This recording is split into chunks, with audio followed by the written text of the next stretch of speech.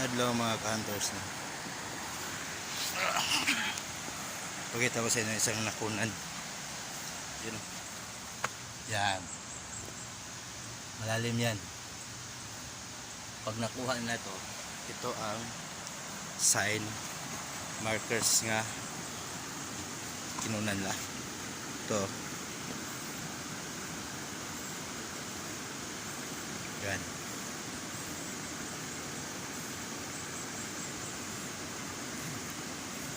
Yan o. Parang pot marker pero 5 lang haba nito.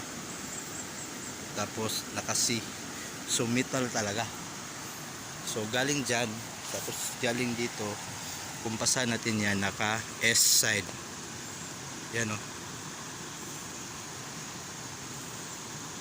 Yan naka S.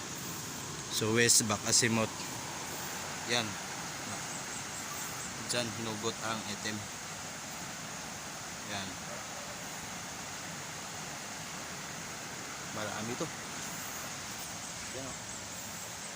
Kasi may pot marker dito nga 5 inches. Sukatin natin to. Yan o. Yun. Yan 5 talaga. Galing dyan 5 feet 5 feet lang yan. Yun o. Na 5 feet. Tapos dyan lang kinuha. Itong dalawang hole na to wala yan. Ganyan talaga pag dinisign lang na yan yung dalawa. So ito ang markers nga kinuha ng basihan. Itong pot marker nga may C, parang metal talaga. Yun. Diyan kinuha. Marami ito.